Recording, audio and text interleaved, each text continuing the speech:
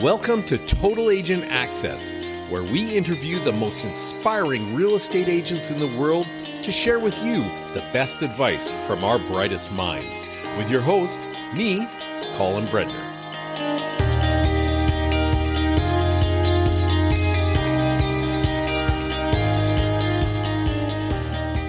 Welcome back to the podcast. Today, we are with my friend, Sanaz Jewell from Caledonia, Ontario. And if I got anybody going to Caledonia, she's the one you want to send it to. So I always think of Sanaz. It's really, and I'm probably butchering your name. Am I butchering your name? It's not terrible. I get all versions of my name. But Sanaz is kind of what most people call me. Sanaz. That sounds way better than how I was pronouncing it. I like that. It's a little bit more, European or Persian. Persian. Yeah, I was going to say South Asian, it sounds way better. So how are you? How is everything going in Caledonia? It's good. Yeah, everything's been really good. Business has been picking up. It was a bit of a slow past year and a half with the interest rates going up, but yeah, everything's picking up and we're starting to see more of a seller's market in certain areas. Wow. Yeah. That's great to hear. Now, did you grow up in Caledonia? Are you originally from there? No. So my story goes way back. I've moved a ton of times over the years since I was born, but I was born in Sweden, actually. Okay. Yeah. So I was born in Sweden, but my background is Persian. And then I grew up from there. Most of my childhood was in California, Anaheim, California. And I moved to Canada and I have moved around Ontario quite a bit, but I started off in Toronto, moved from Yonge and Egg, Yonge and Davisville, Yonge and Finch, Danforth, all the different areas. And then from there, met my boyfriend and husband now, but he's from Hamilton. Your future husband. Yes, my future husband. He was from Hamilton, and I slowly left the city life to join, I guess, forces with him. And we lived in Burlington, and then Ancaster, and then now Caledonia. Okay. Now, that's a lot to unpack. Do you then have Swedish and American and Canadian citizenship? So I'm Canadian and I'm an American. Okay. But I'm not Swedish because my parents aren't Swedish. So you don't get an automatic citizenship if your parents aren't. I know. I looked into it. Yeah. You missed out on that one. Having an EU passport's always handy if you ever want to go over there. It's really fantastic. Wow. Now, what made you and your family move around so much? Oh, well, that gets quite deep, and that's probably better for a wine night. But okay, it's just separation and moving around, and Gotcha. So gotcha. Just all family stuff. California was with my dad. My mom always lived in Canada before the Sweden thing. But yeah, so half of my life with him, and then kind of half of my life with her, and. Before I went off on my own. That's a lot to unpack right there. Yeah, it is. Now, most of us, myself included, I didn't go straight into this career of real estate. What did you do before you got into real estate? So I went to school for business commerce, and after I got my degree, I got a position at the head office at Sears for an apprenticeship it was a paid apprenticeship to become a buyer at Sears. And it was a 6-month program in class style. And then from there, you moved into the head office and you were an assistant buyer in one of the departments.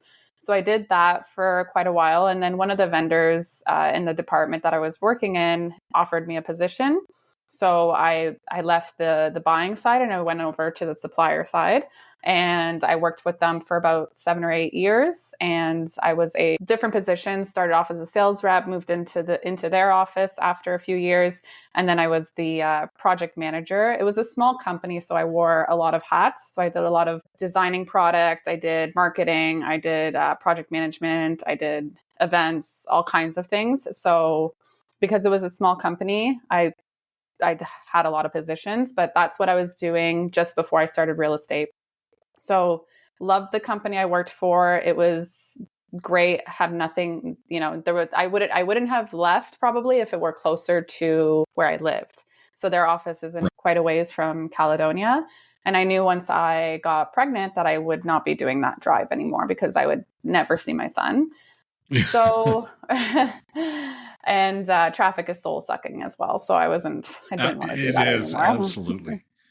So then after that, after I left, I went off on mat leave. I started to think about what I was going to do next. And I was thinking, tossing around some ideas. And my mother-in-law, she's actually a realtor. So she suggested and recommended that I get into real estate. And so I thought about it a little bit, thought, hey, I've done so many of the different jobs throughout my life that kind of is perfect for me being a realtor. It really helps. All the different skills that I've learned over the years has helped me now become, would hope, a good realtor. And so I then on mat leave decided to get my license. And I was licensed on my son's first birthday. That's the day I got my license. And I started real estate right after. So yeah, that's kind of what I did and how I got into it. How do you think that previous job set you up to be successful in real estate? What did you learn there? Yeah, marketing I think is a big asset to have in real estate because you are marketing yourself. You're competing against so many other people that are realtors. I mean, everybody's mother and son and whoever is a realtor. So really being able to market yourself, I think I learned a lot about that at the company. Juggling a lot because there were always different things going on. There were always different balls up in the air, and being able to organize everything and stay calm and focused and, just keep going and making a plan and all that type of stuff. I think that really helped. I also assisted the VP of sales. And so I was often in negotiations. I, helped with negotiations on the product that we were buying from our suppliers. So having kind of that background helped a lot, of course, in negotiations of real estate as well. Yeah, I think just a little bit of everything really helped. Even I dabbled in photography a little bit. And I know that I hire professional photographers and videographers now, but it definitely helps for rental properties. For example, I do my own photography, and not for my sales though, but it helps have that. I have a good eye for that type of stuff. I have a good eye for interior design, and I think all of that kind of, even I've also done a little bit of wedding planning. So staying organized is also very helpful. So there's just so many things I take away from there. Well, that's so many really good points, because people do get into our profession and not have a clue. Like they don't have any sales background, or they don't have any marketing background. And all of these things are so important because, and especially as a solo agent, if you are not on a team when you first start, they can be, they can just take over, because you have to wear so many hats in our business as a solo agent. Mm-hmm. Exactly. Yeah, and these things really prepared you very well for it. So we all have like a funny moment, or you could say a worse moment. What is your worst moment in real estate so far? So the first one that comes to mind is this house that I sold in Port Colborne. And I'm already stressed thinking about it. It's 5:00 here, so don't judge. So it was a property in Port Colborne, and the basement was under major renovations. The owners of the property had already started their project. They had all the proper permits. They had the drawings.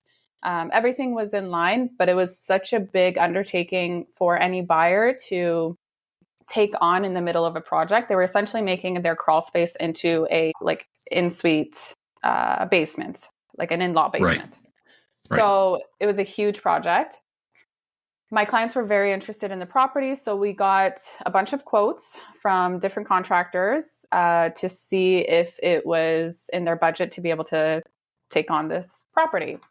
We found a quote that we liked, and the contractor had come out and seen the property, so he actually had seen it in real life and gave us the number and everything. And so based on that number, my clients were comfortable on firming up on the deal. So they firmed up on the deal, and then the contractor essentially tripled his price. And he knew that we weren't going to firm up on the offer if the numbers didn't make sense. Yeah. Yeah. So I was sick to my stomach, was losing sleep over this one. So I ended up going back to the sellers. Our offers deal a firm at this point, but I ended up going back and negotiating a price reduction and trying the best I could. I started high and we kind of met in the middle, but we did get a considerable amount off of the purchase price that we had originally agreed upon. So they were very understanding, and it was nice that they did that, because a lot of people would just say, "You're crazy. No, this is the offer that we signed on, and good luck." But yeah, wow. so that's some very understanding sellers. Now, what did you learn from that?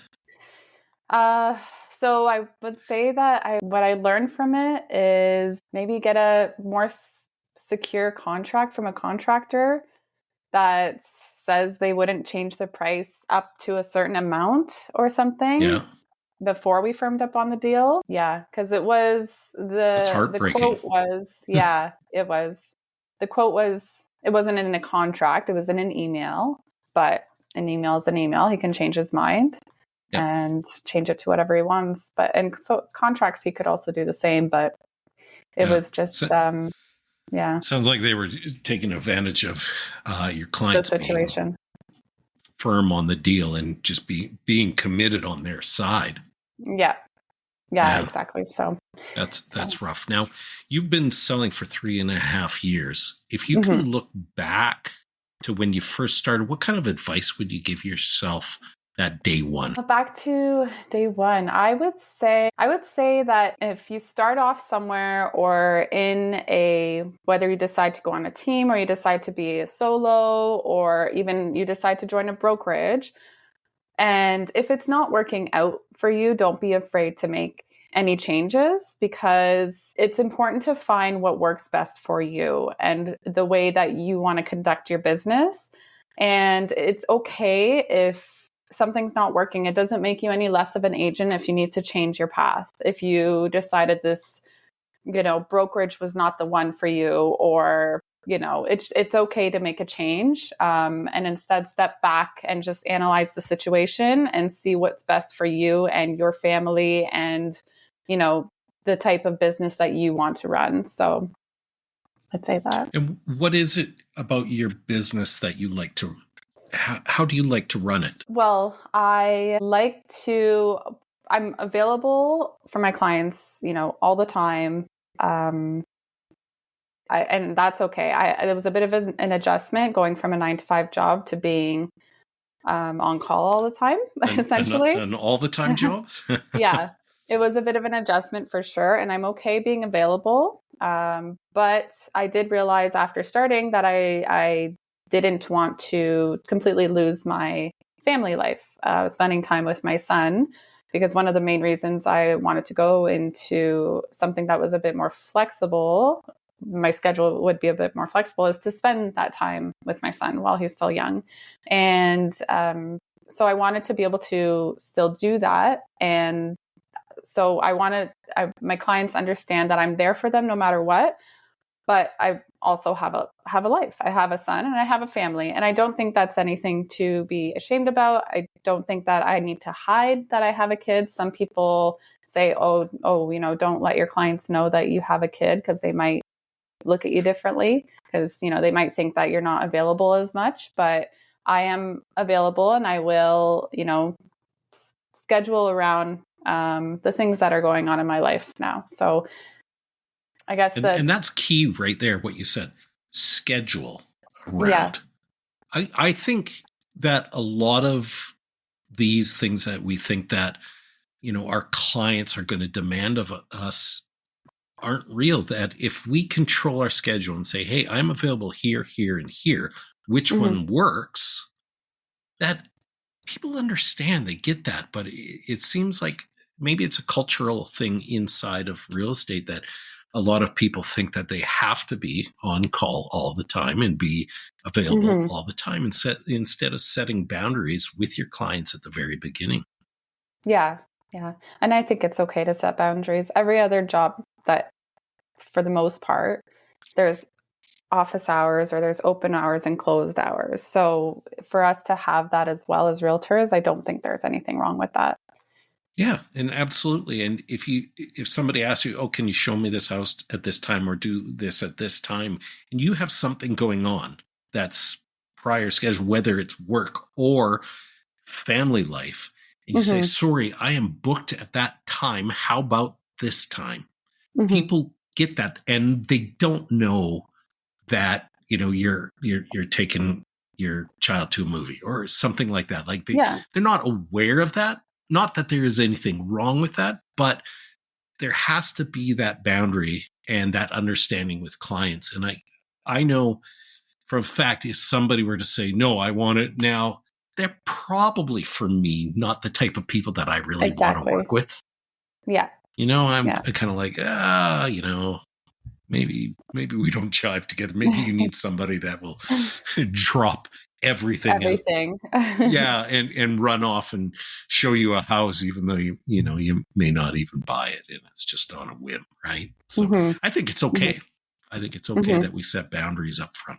I always talk about an aha moment on here, and always ask the question: when you came to that realization that you had a certain way that you wanted to run your business and your life, tell me about that. When you hit that moment and you're like, yeah, this is really clicking, I like this. This is what works. So yeah, I'd say my aha moment was probably when I went off, when I started my career, I was on a team, and then went off on my own for about a year before I joined another team.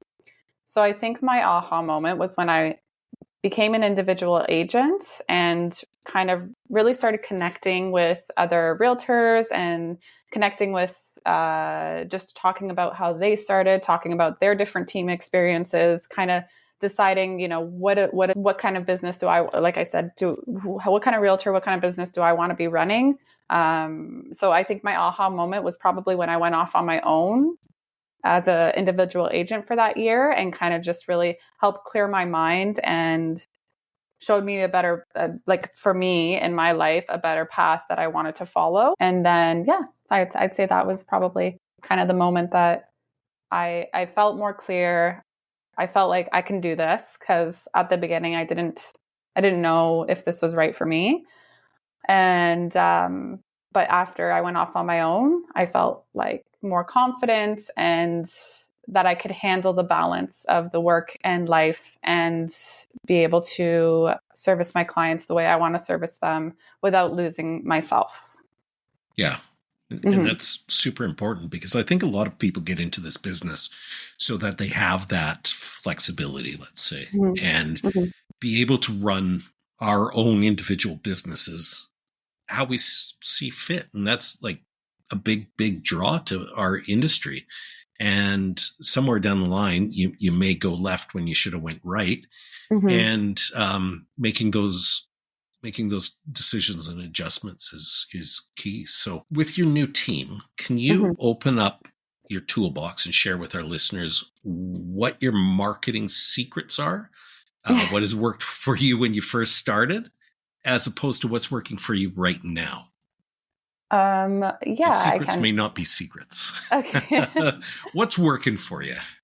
So when I first started, what worked for me really well, again, when I kind of went off on my own, what worked for me really well was connecting with other realtors because it was genuine. I wanted to get to know them. I wanted to see kind of where they started off from so that I could learn and grow that way. But connecting with them actually got me a lot of business because maybe they didn't have a buyer agent or they didn't have somebody to help them. And it was during the COVID days. So listing agents were busy and they didn't want to Well, deal yeah. with they didn't want to deal with realtor leads. They didn't want to deal with buyer leads. So, hey, I'm happy to take them. So connecting with realtors was actually really great for me at the beginning. They provided me mentorship, tips, leads, business, and connecting even sometimes with realtors outside of my brokerage. You get referrals that way too. Sometimes when they think of you in the town that you're in.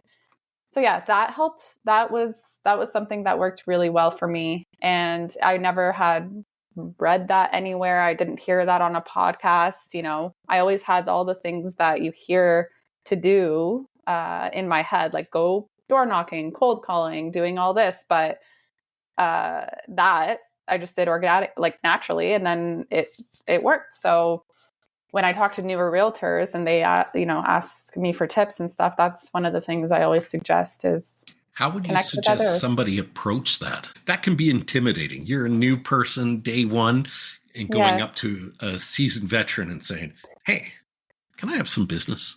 Like, how I do you definitely approach that? I never asked for it.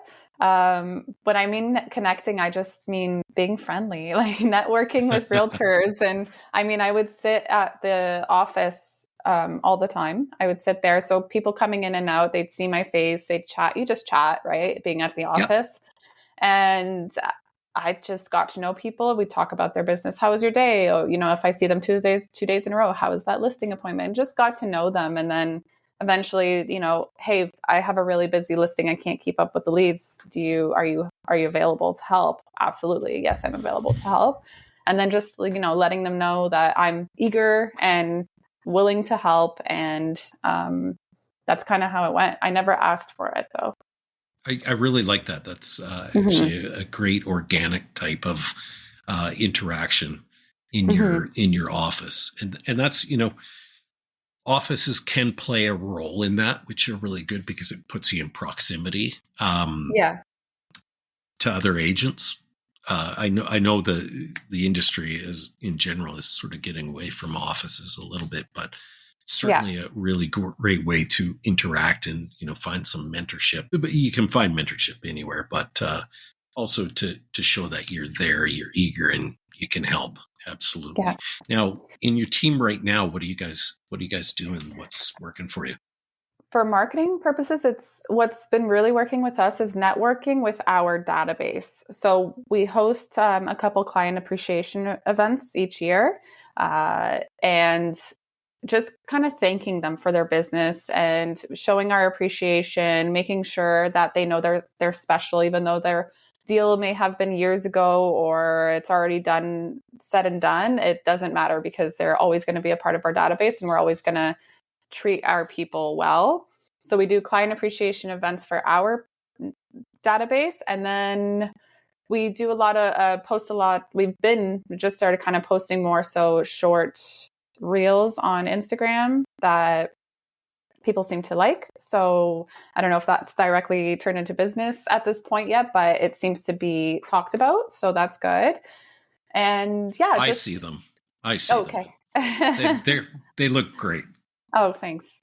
So yeah, we've been kind of trying to focus on that as well. And yeah, and then I like to do, because my team members live in Paris, Ontario, and I live in Caledonia. So I like to do community events in my area as well, just to open it up to potential leads, not necessarily my database. I'll invite them as well, but then potential leads that are just in the area or community that see the invitation via social media or, Facebook or something.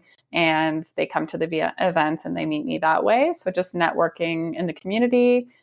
And then, networking. Like it's just kind of tell just us a little connecting. Absolutely. And that is key, connecting with people. Tell us a little bit about an event. What do you do at these events? So the last team event that we had, our client appreciation event, was actually just a few weeks ago. It was a free spring family photo shoot, free spring photo shoot. Not necessarily a family. You could be a couple. You could be by yourself. You could bring your dog. You can bring your kids only. You could bring whoever you want, grandparents, whatever. It's just kind of a photo shoot where we rent out this gorgeous studio, and each person has a few minutes to get some pictures done and stuff. We offer appetizers, we offer some refreshments, some drinks, some fun things for the kids to do. And then that's it. So that's just kind of one of our little client appreciation events. And then we have another one, our VIP event, usually around November. And that's again, just a party. It's more of a adult thing because it's at night. So we pay for your drinks, your food, and kind of just dance and enjoy each other's company and that type of thing, a party. And then when it's more so for the community-based ones I do, the holidays, I did a Meet Santa event. So I opened it up to the public where Santa was there, photographer was there. Your kid can come meet Santa in a more private setting. So I rented out for a couple hours one of the restaurants in town, Argyle Street Grill, and the kids could come in and meet Santa. There wasn't, any crazy line or anything like that. So they could have more of private time with Santa where they didn't have to rush. It wasn't just a quick, like, what do you want for Christmas? And take a picture and run, like if you go to the mall or something. Yeah. So that was really nice.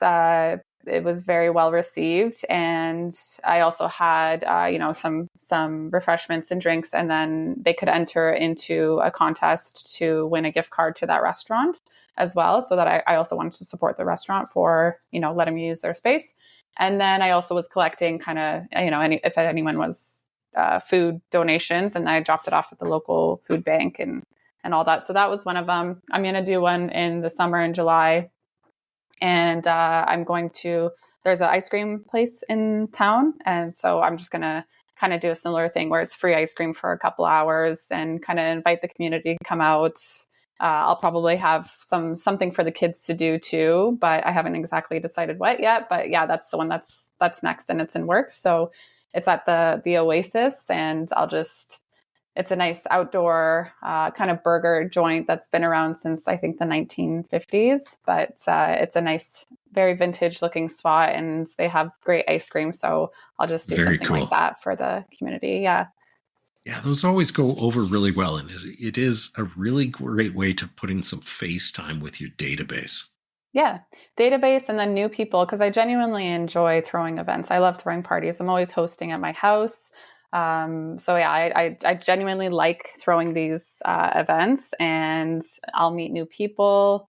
And yeah, my database, of course, will know about it, and then the new people can get to know me a little bit more. But yeah.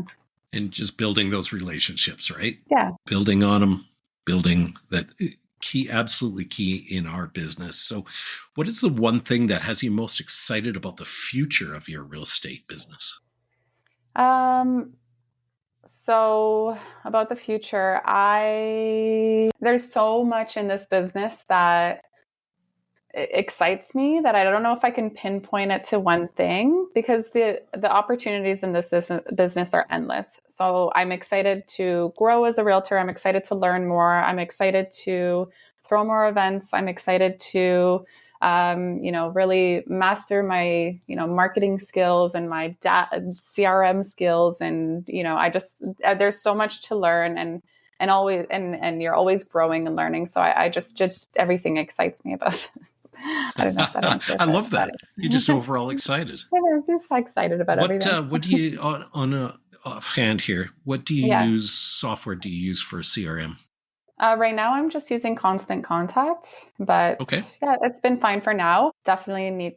I also use KV Core because Remax offers KV Core to all their realtors, so I've been Yeah. using that as well. So yeah, between the two, I use. Perfect. Mm-hmm. Excellent. So give our listeners 3 actionable takeaways that you think every real estate agent should be doing in their business right now. So 3 actionable. Well, first, definitely networking. I feel like I've talked a lot about networking, so I would say I don't that. think you can ever talk enough about networking in our business.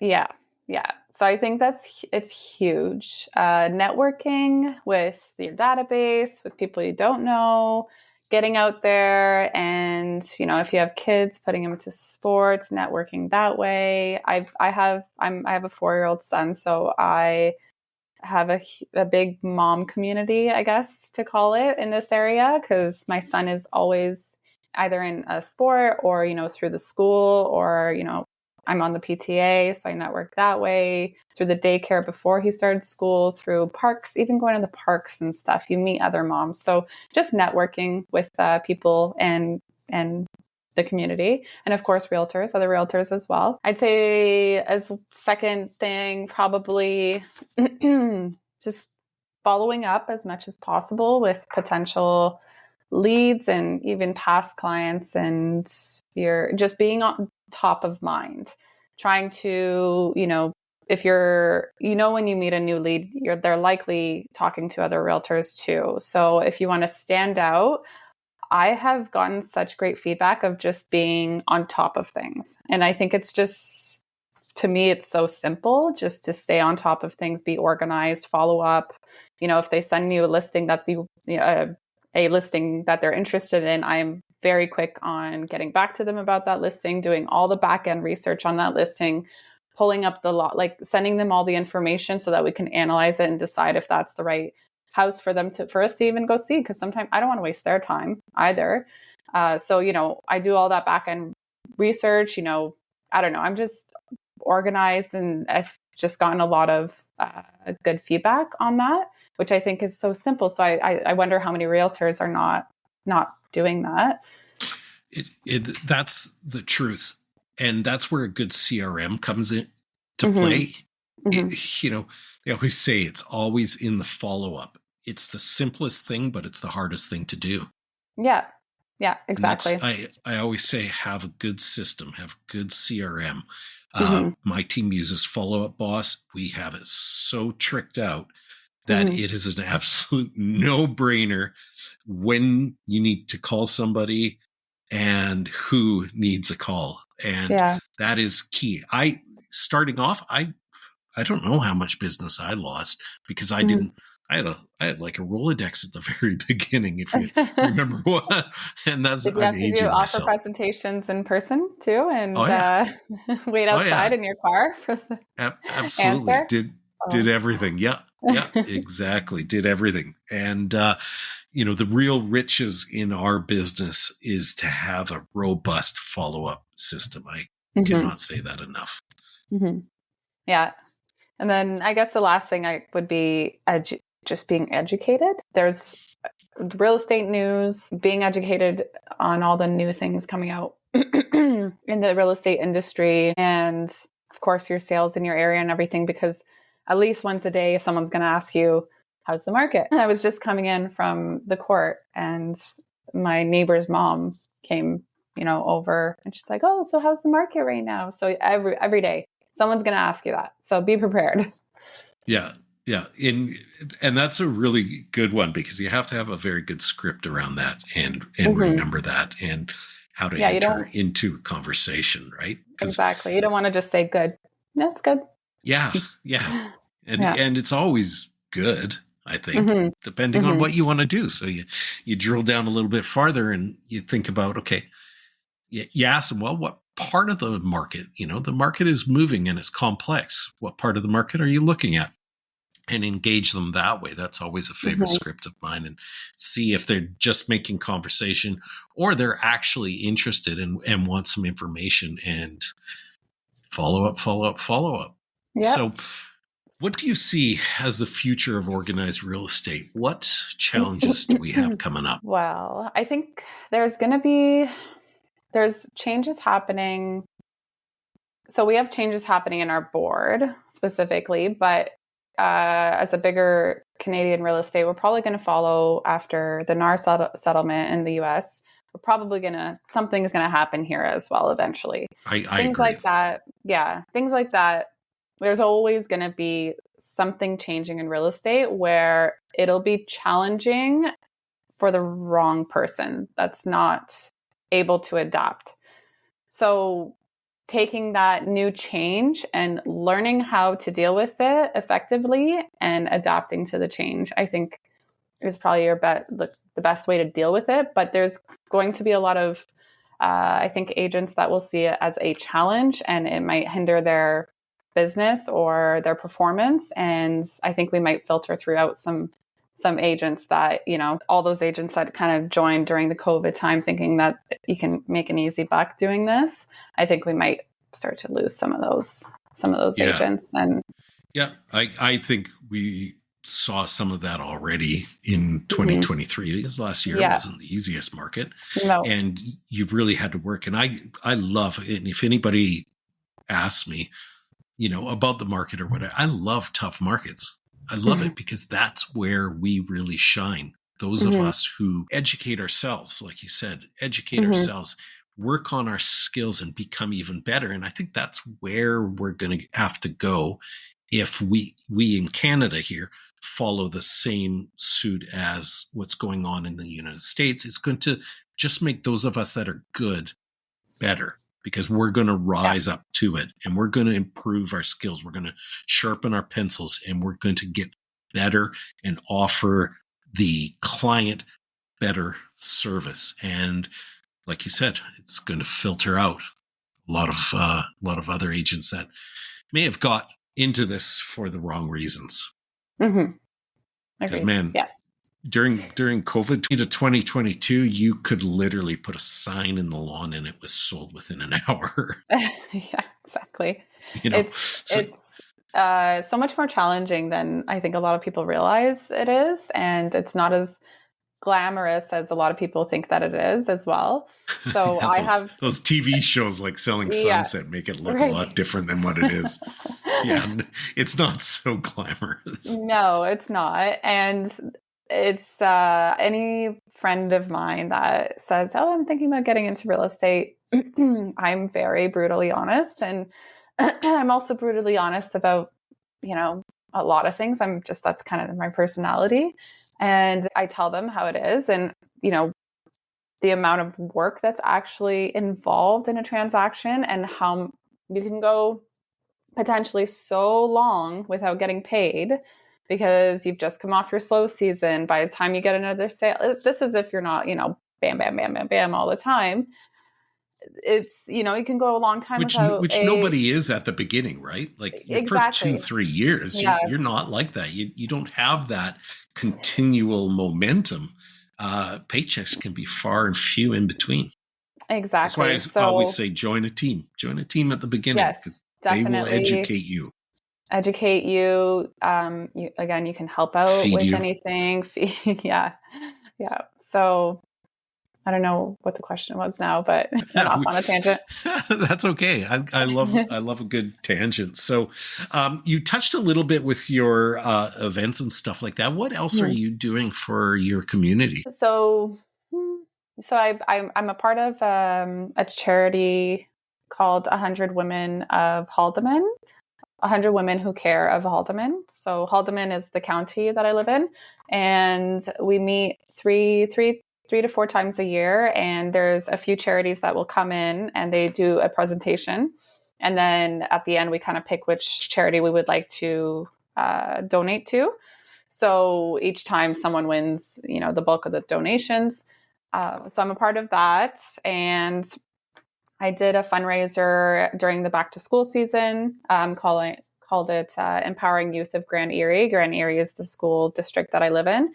And I raised some money. A lot of people donated backpacks and school supplies and, shoes and all those types of things that less fortunate families don't have the ability to purchase for their kids when they're going back to school. So just kind of helping provide the tools necessary for a successful school year.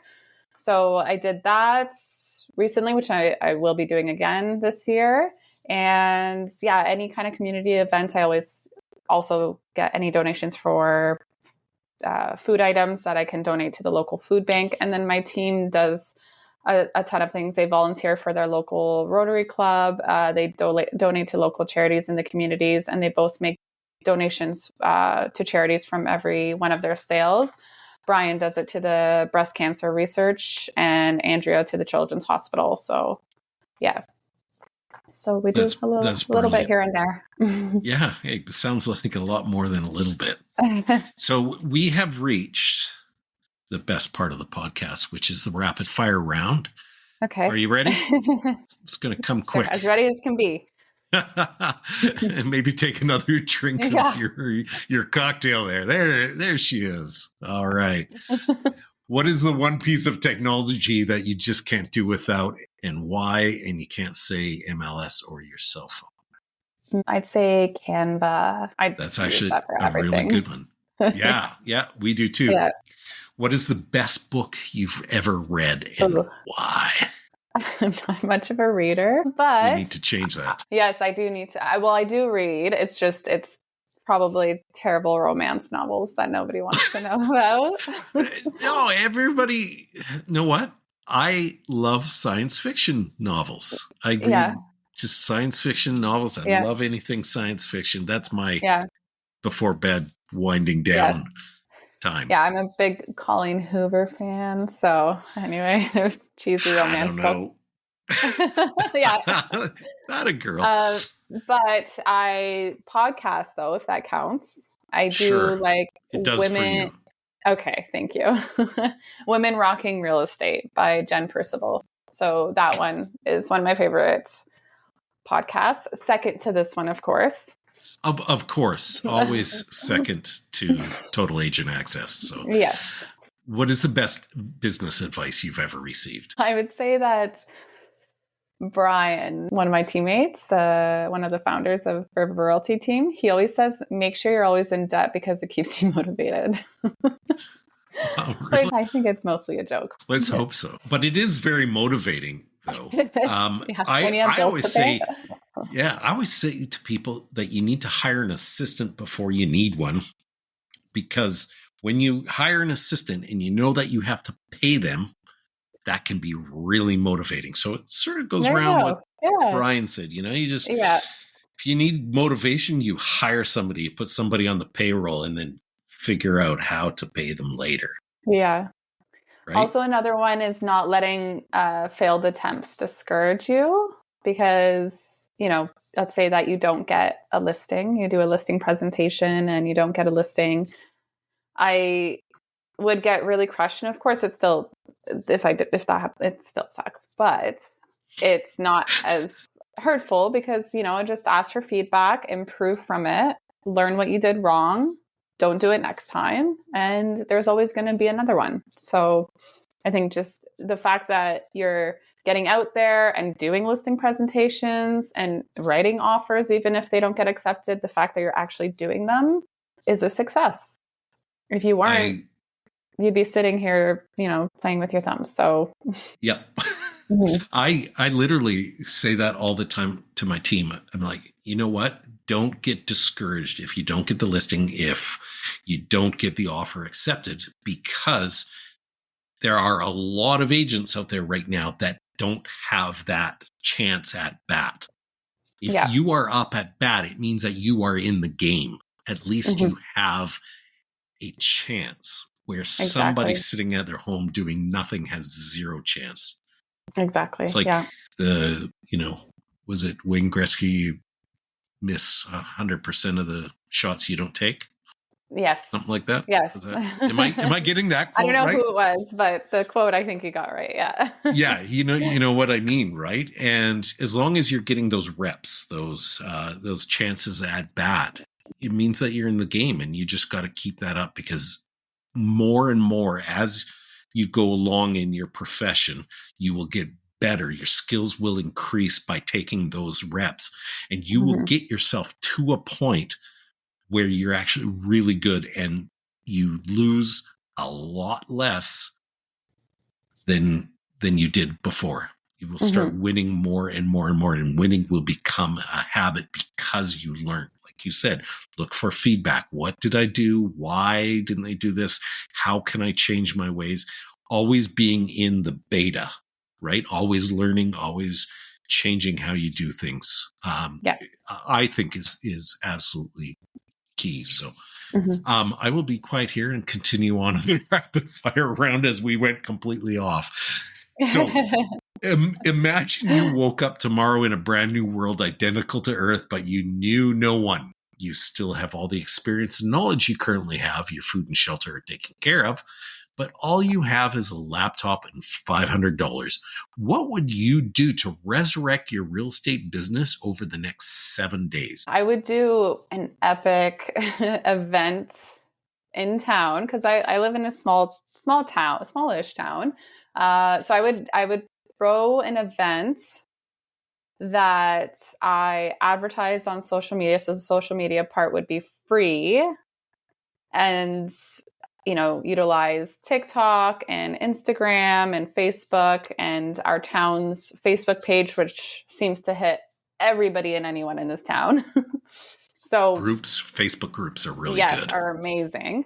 Yeah. And yeah, I would throw an awesome event in town that had a lot of activities that are geared towards kids, because that's kind of, I have a young kid, so I relate to that demographic really well. So I would probably do a lot of kid friendly activities and, a little bit of, things that the adults would like as well. And yeah, print a bunch of flyers, put it all over town, just make a splash and hope that everybody's talking about it afterwards. And then at the event, run around and introduce yourself to as many people as possible. Yeah, definitely. And then the next day, follow up with all those people. Yeah.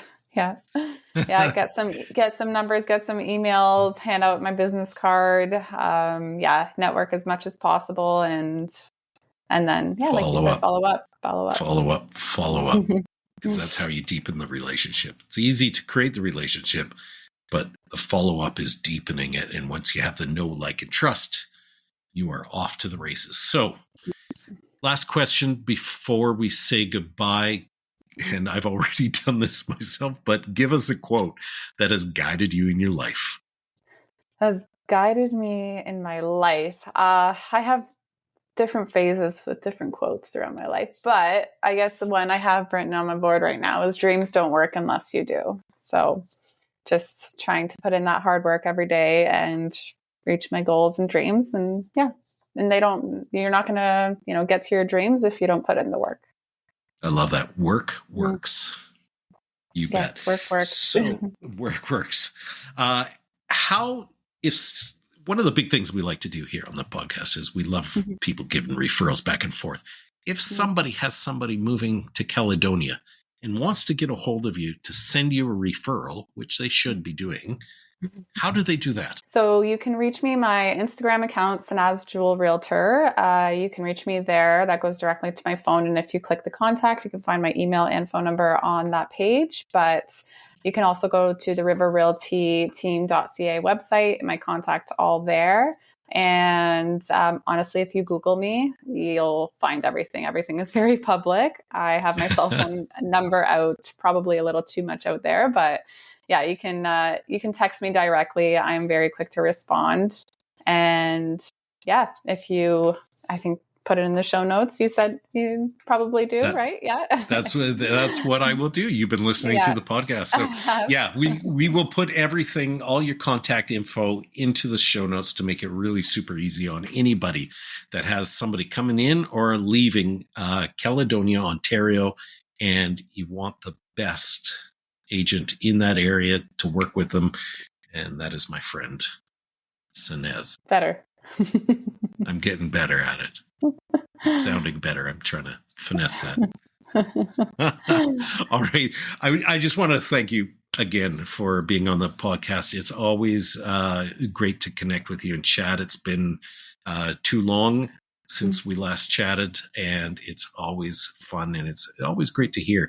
I keep following you on social and watching your child grow and grow and grow. And it's such an amazing journey, and I'm really glad that you are loving life and things are going really well for you. So thank you. And thank you so much again for having me. Mm-hmm. It's always a pleasure.